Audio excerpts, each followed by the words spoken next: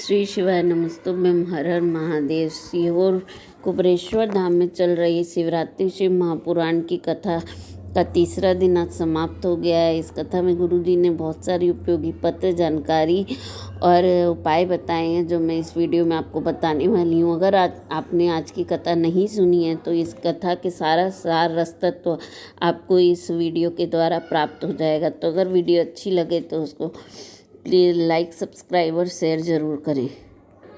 आज की कथा में पहली जानकारी गुरुजी ने दी कि हम अपने घर की किराने की या सामान की लिस्ट खुद बनाते हैं। हमारे घर में रहने वाला कोई भी व्यक्ति हमारे घर के किराने की सामान की सामग्री की लिस्ट बना लेता है कि उसे क्या चाहिए और बाज़ार से क्या लाना है। पर एक लिस्ट ऐसी होती है जो हम या हमारे घर वाले नहीं बना सकते। वह लिस्ट होती है हमारे रोग की, बीमारी की, जो हमें उस रोग और बीमारी में दवा खानी है। वह लिस्ट केवल डॉक्टर बनाता है। उसी तरह हम अपने कर्म की लिस्ट खुद बनाते हैं, हम अपना कर्म खुद करते हैं, लेकिन हमारे भाग्य की जो लिस्ट होती है वो हमारे परमात्मा बनाता है, वो शंकर बनाता है। क्योंकि वह कार्य जो हमने किया है, जो कर्म हमने किया है, उसके अनुरूप ही हमें वह फल प्रदान करता है। पर कितना करेगा यह महादेव पर स्थित होता है। कहते हैं कि सारे देव छप्पल्ला झाड़ कर देते हैं, लेकिन जब मेरा महादेव देता है तो छप्पर फाड़ कर देता है। अगली जानकारी गुरुजी ने हमें ये बताया कि अगर हम अपने दुख के कारण हम स्वयं होते हैं, हम अपना दुख इसलिए बढ़ा लेते हैं क्योंकि हम अभिलाषा बड़ी बड़ी रखते हैं। पर हमें अपने जीवन में संतुष्टि रखनी चाहिए। जितना हमें मिला है अगर हम उससे संतुष्ट रहें, उसी का आभार प्रकट करें भोलेनाथ को, तो हमें कभी भी दुख का सामना नहीं करना पड़ेगा। अगली जानकारी गुरुजी ने दी कि जब हमारा मानव जन्म होता है तभी हमें माता पिता और भाई बेटा बेटी का संबंध प्राप्त होता है और जो हमें मरते दम तक निभाना पड़ता है। पर यह रिश्ता, माता पिता और बेटा बेटी का संबंध और ये रिश्ता हमें और किसी जन्म में नहीं प्राप्त होता, तो इसे हमें जीवन भर मरते दम तक निभाना चाहिए। अगली जानकारी गुरुजी ने रुद्राक्ष को लेकर दी। गुरुजी ने कहा कि रुद्राक्ष वितरण बंद कर दिया गया है किन्हीं कारणों से, लेकिन एक दिल्ली की बहन जो मेरे कार्यालय के कुछ बगल में ही थी, उन्होंने अपने पति, जो उसके पति मिलिट्री में काम करते थे, वह पति के साथ कुबेर भंडारी के पास आई थी रुद्राक्ष लेने के लिए। पर जब उसे रुद्राक्ष नहीं मिला और उसके पति ने कुछ कहा तो उसने अपने पति से कहा कि रुद्राक्ष नहीं मिला तो क्या हुआ, पर मैं बाबा से यह कह कर जाऊंगी कि मेरे बच्चे और मेरे पति के जीवन में रुद्राक्ष की ज़रूरत ही न पड़े। बाबा आप हमारे साथ रहिएगा। अगली जानकारी गुरुजी ने एक पत्र द्वारा दी जो सुनीता उपाध्याय बलिया से लेकर आई थी। उन्होंने पत्र में कहा कि मैं भोलेनाथ का क्या वर्णन करूं, जितना कहूं उतना कम है। मेरे पति ने पहले रेलवे का एग्ज़ाम दिया था जिसमें वह पास नहीं हुए, पर इस बार मैंने आपकी कथा सुनी, पशुपति व्रत किया और मेरे पति से बेलपत्री पर शहद लगाकर चिपकाने का वाला आपका उपाय किया। और जब मेरा 5वां सोमवार था गुरुदेव, जब मेरे पति का रेलवे का एग्ज़ाम हुआ तो इस बार वो पास भी हो गए और उनका सिलेक्शन भी हो गया। अगली जानकारी गुरुजी ने दी कि हम जब सनातन धर्म में जन्म लेते हैं तो हमारे धर्म में शंका नहीं होती, हमें विश्वास होता है। जहाँ हम कंकर को भी शंकर मान के पूजते हैं, एक पत्थर की मूर्त को भी भगवान बनाकर पूजते हैं, तो हमारे धर्म में शंका उत्पन्न नहीं होनी चाहिए। हमें विश्वास के साथ सब पूजन करना चाहिए। अगली जानकारी गुरुजी ने बताई कि अगर हम भगवान को नहीं मानते तो न माने, अगर हम किसी साधु संत को नहीं मानते तो हमें न माने, पर हमें यह ज़रूर मानकर चलना चाहिए कि हमें कर्म जो हमने किए हैं, चाहे वो अच्छे हैं चाहे बुरे हैं, उस कर्म का भोग तो हमें भोगना ही पड़ता है।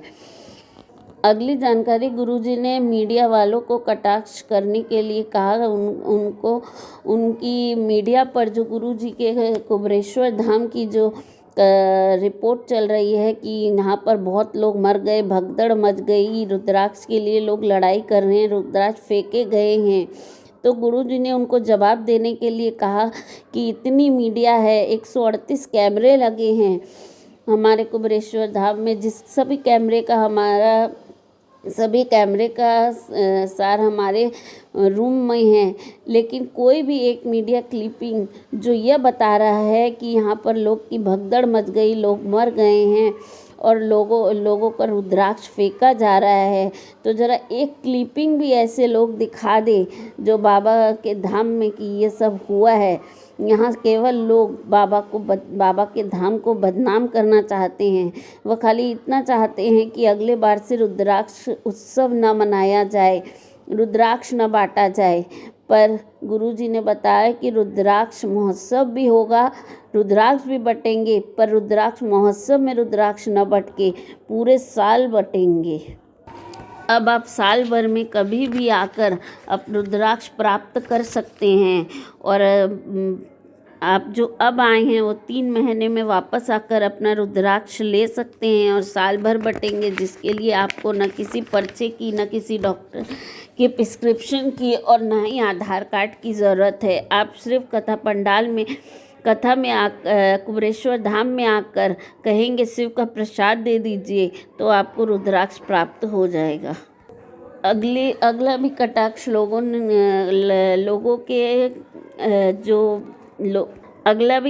लोगों के ऊपर कहा गुरुजी ने, जो लोग बदनाम कर रहे हैं उन लोगों को कहा कि कई लोग कह रहे हैं कि घर के लोग खो गए हैं और मिल नहीं रहे हैं। तो गुरुजी ने कहा कि अगर आपके घर के लोग नहीं मिल रहे हैं तो आप जब तक यहाँ रहिए, जब तक आपको लोग नहीं मिल जाते और नहीं मिले तो हम स्वयं गाड़ी से आपको वहाँ आपके घर तक पहुँचाएंगे। अगली जानकारी गुरुजी ने दी कि दुनिया कहती है कि शंकर भगवान संहार के देवता हैं, पर पुराण कहती है कि शंकर भगवान संहार के नहीं, हमारा जीवन संवारने के देवता है, वह जीवन संवार देते हैं। अगली जानकारी गुरुजी ने दी कि जब मालेगांव और बरहानपुर में कथा हुई थी, जब हम कथा करने जा रहे थे, तब वहाँ पर डीएसपी कलेक्टर के ऑफिस में इतने पत्र आए कि सीहोर वाला महाराज यहाँ नहीं पहुँचना चाहिए, वह कथा स्थल तक नहीं पहुँचना चाहिए। पर खुद डीएसपी कलेक्टर ने हमसे बात की और कहा कि आपको कथा पंडाल तक हम स्वयं लेकर जाएंगे, क्योंकि हमें ऐसे पत्र प्राप्त हो रहे हैं। अगली जानकारी एक पत्र है जो सीता जी लेकर आई थी हरियाणा से। उन्होंने बताया कि 2015 में मेरी बेटी का एक्सीडेंट हुआ था और वो 1 महीने से 1 महीने हॉस्पिटल में थी और कोमा में चली गई। बचने की कोई भी उम्मीद नहीं थी। डॉक्टरों ने उसे सांस की पाइप लगाकर घर भेज दिया और कहा कि यह अब ऐसी ही रहेगी, बिस्तर पर पड़ी रहेगी, न कुछ करेगी न कुछ बोलेगी, केवल आँख खोलकर वह पड़ी रहती थी। एक बार पड़ोसन के कहने पर 2021 में मैंने आपकी कथा सुनने लगी और कथा के अनुसार 1 लोटा जल शिव को चढ़ाने लगी, बेलपत्र चढ़ाने लगी। वही बेलपत्र लाकर बेटी के पलंग पर रख देती, क्योंकि वह खा नहीं सकती थी। बाद में उस बेलपत्र का चूरा कर उसे पाइप के द्वारा देने लगी और शिव पर 1 लोटा जल चढ़ाने लगी। 2022 तक मेरी बेटी ऐसे ही पड़ी रही। फिर महाशिवरात्रि आई तो आपके उपाय के द्वारा मैंने बेर वाला उपाय किया और बाबा की कृपा से मेरी बेटी आने वाली शिवरात्रि के पहले ही उठ गई। और वह उठी भी कैसे गुरुजी, मैंने अपनी बेटी के जो पाइप लगी थी वह सड़ गई थी और वह टूट के फेफड़े में जम गई थी। डॉक्टर ने कहा कि इसका कोई इलाज नहीं है, फेफड़ा काट कर वह पाइप निकालनी पड़ेगी और इसमें यह जीवित रहेगी, इसकी कोई गारंटी नहीं है। डॉक्टर ने ऑपरेशन करने से भी मना कर दिया था। तब मैंने बाबा को पूर्ण भरोसा रखकर भरोसे के साथ 1 लोटा जल चढ़ाया और जो लाइन आप गाते हो मैं वही गाते हुए जल चढ़ाई। कि बोले बाबा मैं आपके भरोसे हूँ। यह कहकर जल चढ़ा कर आई और वह जल झेल कर ले आई और ऊपर की नली के द्वारा उसे वह जल दिया। और जैसे ही मैंने जल डाला वह नली नीचे की ओर उतर गई और बाबा की कृपा से मेरी बेटी को एक झटका आया और वह उठकर बैठ गई।